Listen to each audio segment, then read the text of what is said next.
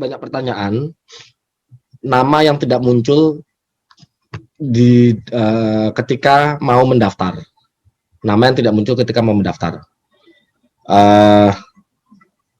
Ada dua hal kemungkinan. Jadi ketika kita mau mendaftar, ini sudah kami peringatkan sebelumnya bahwa cek data NIK antara yang ada di Dapodik dengan Dukcapil itu harus sama kebenarannya. Entah yang ada di Dukcapil ataupun yang ada di Dapodik, cek bersama. Salah satu salah atau tidak sinkron, maka ketika melakukan pendaftaran untuk mencari data di Dukcapil itu tidak bisa, atau sebaliknya, data Dukcapil sudah benar, tapi ketika di Dapodik salah, data Dukcapil mencari data di Dapodik, karena NIK-nya tidak ada di Dapodik, maka tidak ketemu. Nah, untuk itu, yang pertama, seandainya muncul ini, NIK tidak sesuai, maka seandainya kesalahan NIK itu ada di Dukcapil, ya, seandainya data NIK Bapak Ibu dicek di info GTK itu sudah benar, di Dapodik sudah benar, harus ada perbaikan di Dukcapil, maka hubungi ini. Halo Dukcapil 1500 537. Halo Dukcapil 1500 537. Atau melapor ke Dinas Dukcapil setempat. Sudah?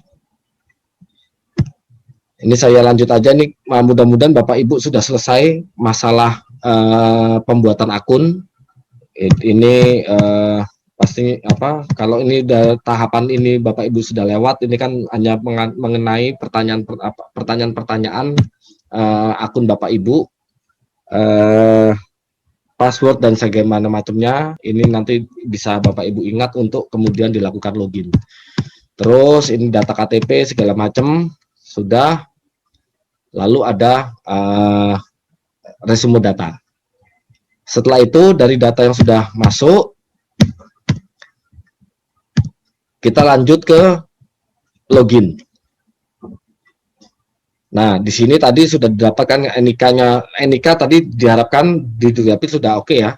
NIK sudah, password masukin yang tadi sudah diisi. Nah, ini salah satu contoh bagaimana kita mengisi data konfirmasi ketika login. Nah, permasalahan kedua ini mengenai pendidikan.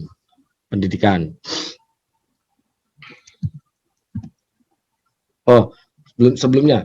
Jadi permasalahan kedua, jika NIK Bapak Ibu ternyata di Dapodik itu perlu diperbaiki. Jadi Dukcapilnya sudah oke, justru NIK yang di Dapodik yang perlu diperbaiki. Nah, ini sudah banyak juga pertanyaan-pertanyaan macam ini.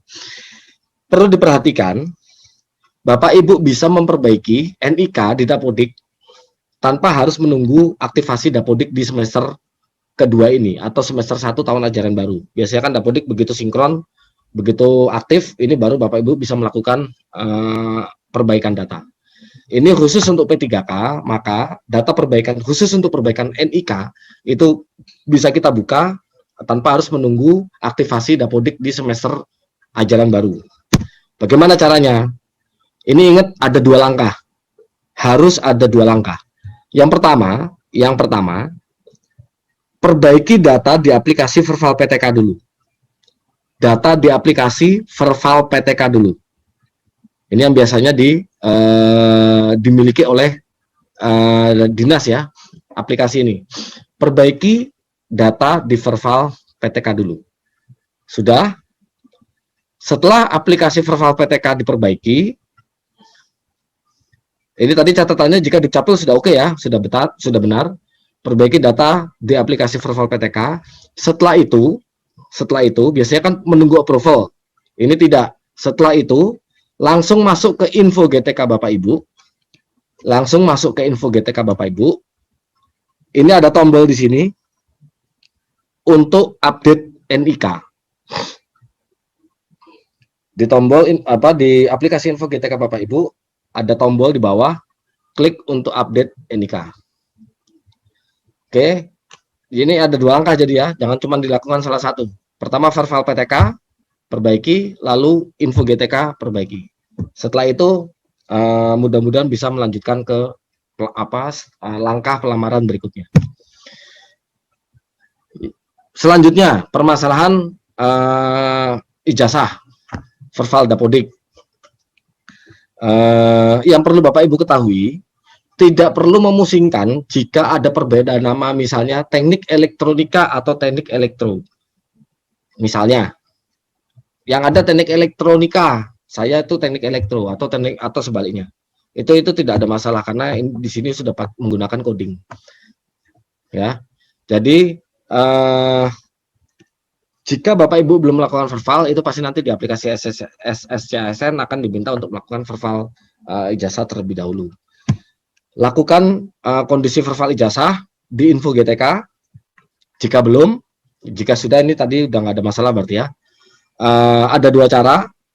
Ada 2 cara. Yang pertama secara digital. Jadi tinggal memasukkan nama perguruan tinggi, nama prodinya apa, NIM mahasiswa pada waktu itu apa.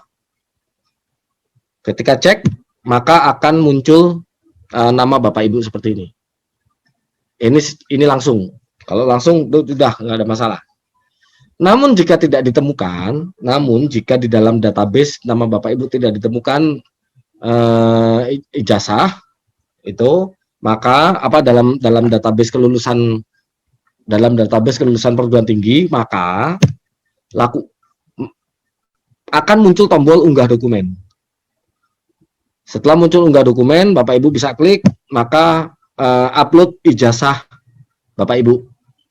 Ingat ya, S1 ini untuk S1. Itu bagaimana jika S2 yang diminta ijazah S1-nya?